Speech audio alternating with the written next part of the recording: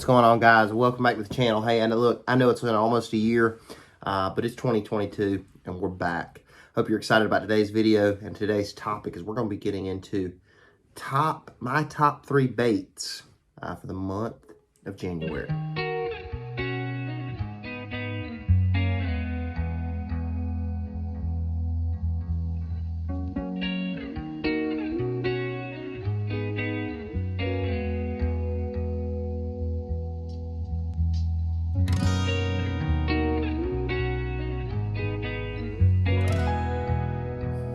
Well, it's January here in Eastern North Carolina, and January is one of these months. It doesn't matter where you live. When I used to live in East Tennessee and would fish, a lot of those highland reservoirs like Cherokee, South Holston, Watauga, a lot of those lakes.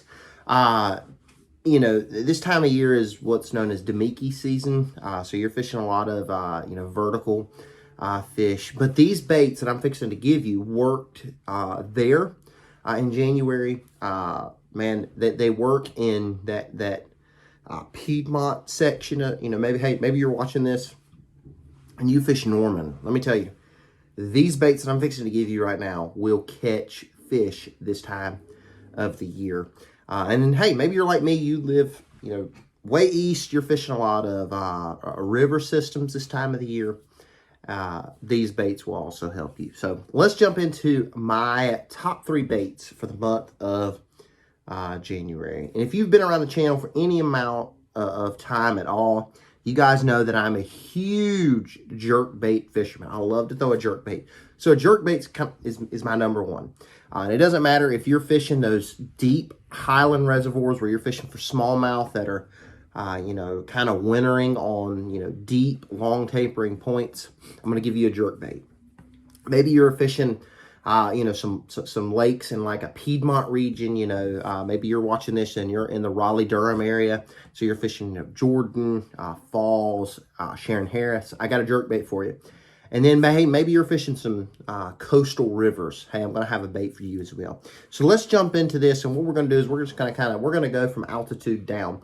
If you're fishing deep highland reservoirs, a bait that I came to love and throw a lot, and these are all Megabass, was the 110 plus 2. All right, so it's a big jerk bait. It's got a big bill. When I was fishing in East Tennessee, I threw this on either 6 to 8 pound test. If you throw this bait on 6 pound test, you can get this jerk bait down to around 12 to 15 feet on a really long cast. And man, what I would do with these jerk baits is I would target those long tapering points where these fish are congregating. And you're going to want to fish this jerk bait really slow. Very slow twitches. You just kind of want that bait to hang out near that break where those fish are set up. So, hey, if you're fishing deep highland reservoirs, check out the Megabass 110 plus 2. That's my number one bait this time of the year. All right, you're maybe not fishing deep highland reservoirs where you're 10 feet off the bank and you're sitting in 40 foot of water. But you are fishing lakes like Falls and Jordan, Sharon Harris, Cherokee. Cherokee kind of would fall into this category as well. So for me, my next bait is I'm just going to go down in the series. So I'm going to go to the Megabass 110 plus 1. As you can see, this one here has been chewed to pieces. This is my first one that I ever bought. Caught a lot of bass on this jerk bait. And this is a jerk bait that I absolutely love. If I'm fishing any body of water that's got some depth to it, I'm going to have on a 110 plus 1. Even where I live now in the eastern part of North Carolina, there are some areas where I will throw this 110 plus 1. If you're familiar, maybe you live in the Wilmington area, Sutton Lake, this jerk bait will catch fish. And even, some of the deeper channel swing banks here a lot of our rivers, you can get away with this. But where this bait kind of shines, is fishing those shoals, those points, in that, 6 to, let's say, 10 foot of water. And so, man, if I was fishing Sharon Harris or Jordan or Falls Lake, I would have this jerkbait tied on. But you're like me, you're not fishing in 20 foot of water, 10 foot of water. 10 foot of water is deep to you. And so if you're like me, fish a lot of coastal rivers, I'm going to give you a jerkbait. I'm just going down in the size again. And I would either use the 110, which will be the same size as that 110 plus 1, just with a shallow bill. But my favorite is actually the 110 Junior. As you can see, this is the shallow model. And I have caught a ton of bass fishing our rivers around here with this jerkbait this time of the year. It just mimics, I think, what these fish are feeding on. So that is the jerkbait that I throw. Fish this in, boat canals, around docks, laydowns, anything and everything where a bass would be sitting. You can throw this jerkbait, and this jerkbait will catch you fish. So that's my number one bait, is going to be a jerkbait. And I throw that no matter where I'm at. This time of the year, in the month of January and February, a jerkbait is always on my deck and always tied on. Now, the next bait for me is going to be a crankbait. It's going to be a flat-sided crankbait. Now, really what I wanted to do is, I tried to limit this down to, some baits that I think would cross the board. And so it doesn't matter where you're fishing this time of the year. These 3 crankbaits will catch fish. And the first one is the tried and true Shad Rap. This is a number 5. This is the size that I fish a lot. This is in Demon. I catch a ton of fish on this crankbait this time of the year. It just has that right wobble, that right action, and fish just eat it. And it doesn't matter where you're at, man. If you're fishing a deep highland reservoir, you're fishing a river, you can throw that Shad Rap. But for me, this time of the year, I use the flat side circuit board models a lot. Or I use the production style. Now, I've been playing around with the new Chick Magnet from Strike King, but the tried and true plastic flat side that's kind of come to kind of take over the market is that Fritz side. This is the Junior. My red crawl color is actually tied on my rod down in the garage. That bait right there will catch fish. Doesn't matter where you're at. That Fritz side just gets bit. But another bait, here recently I've been playing around with is one that I make in my garage. And, it's a little bit bigger than the Junior. And it's actually a little bit bigger than the regular Fritz side. But this bait, it catches fish. And you're probably noticing a pattern here, with all 3 of these baits. They're all 3 in some form of a crawl color. Or this one here's got an orange with a brownish back on it. And kind of an orange belly. This one here's got that black, red, orange. The tried and true Demons, got that purple haze into that orangish and in that pink. This time of the year, I'm almost, exclusively throwing some form of crawl color. All right, so my number 2 is going to be a crankbait. I like to cover water, find active fish. But if they're not biting the jerkbait, if they're not going to bite a crankbait, you got to have some sort of bait that you can fish slowly down on bottom. And man, I'll be honest, I was really torn on which bait to kind of include in this. Because there are several baits that fall into this down on bottom, slow winter bait. But the one I ended up choosing was a jig. No surprise there. It was between the jig and a Ned rig, and I throw both a lot.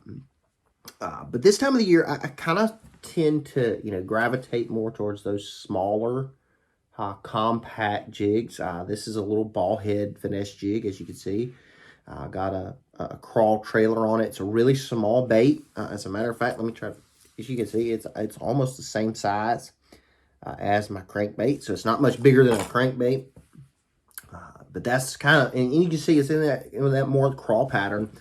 If I'm not throwing a green pumpkin or green pumpkin orange, especially where I live now, man, I'm gravitating towards the old tried and true black and blue. And I kind of use really two sizes when it comes to my jigs this time of the year. I'm either using a 3/16, which I know sounds light, but I really like that really light fall, or I'm going with the tried and true 3/8. Now, you don't have to use a ball head. I know both of those were ball heads. If I was fishing Norman, I'd probably have an Arky style on. That way I could skip it up underneath boat docks. But what I do love about the ball head jig, and I've come to love and appreciate this about the ball head, is it is probably the most universal jig head design on the market. You can skip boat docks with it. You can cast it and drag it off deep rocky points. You can flip it into log jams. You can drag it on, riprap banks, things like that. They work and they catch fish. So these are my top 3 baits for the month of January: the jerk bait, the crank bait, and the jig. Really quickly, I do want to give you some areas that I kind of gravitate towards this time of the year. If you're fishing, let's say river systems, especially here in Eastern North Carolina, whether that be the Roanoke, the Neuse, and I know this would work, down on the Cape Fear.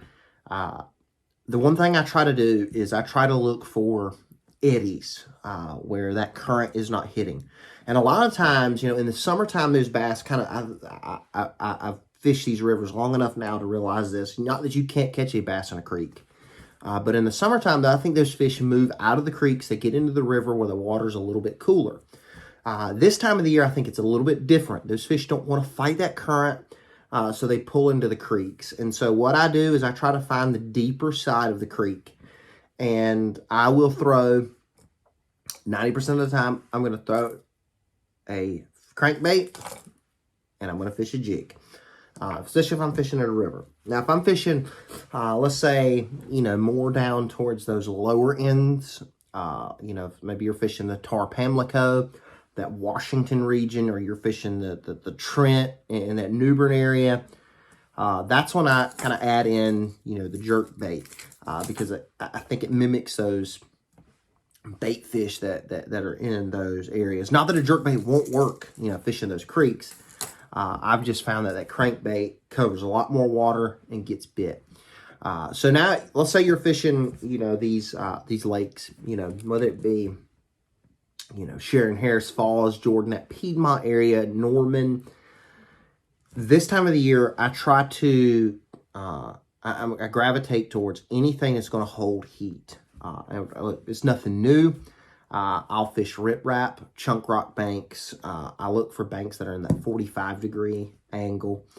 And one of the big things that I'll try to do is look for channel swing banks. I like to find those areas where those fish can go from, if you're in a warming trend, they can move up. And then if you get a massive cold front like we had on Sunday, those fish can move down.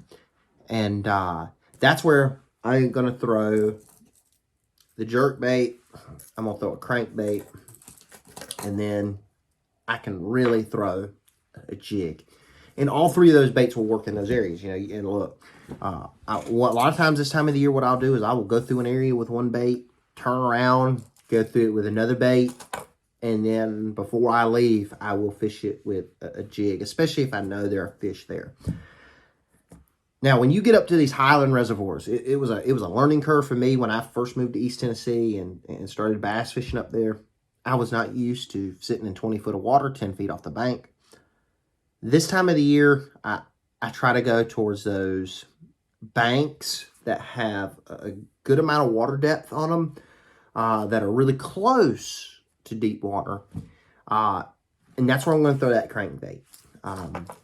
Especially in East Tennessee, man, if you're fishing Cherokee or any of those lakes like that, Douglas, that crankbait's where you're going to go. And you're just going to try to cover a lot of water. You're going to look for rock that has kind of deep water access.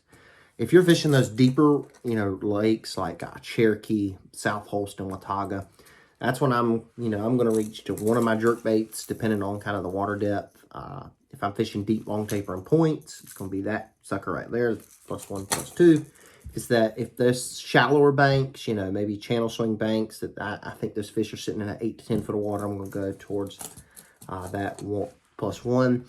And then always what I do is I try to fish a jig some point during the day. And I'll drag this off points. I'll fish this around riprap, and chunk rock as well. So guys, that's my top 3 baits for the month of January.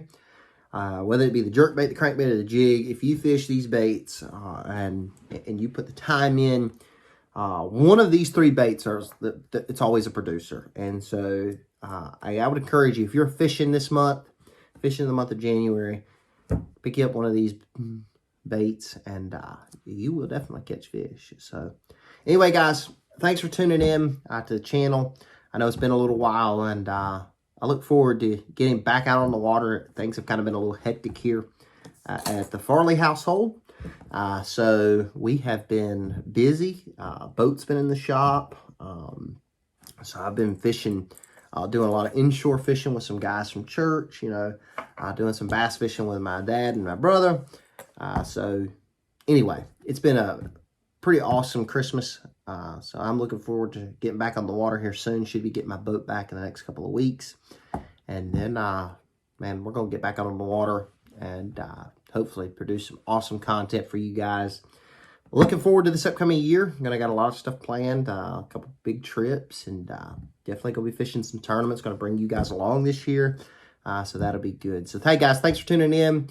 And as always, if you're not already subscribed, hit that subscribe button down in the corner and hit that bell so you get notified. Like, share the content, and we will catch you guys later.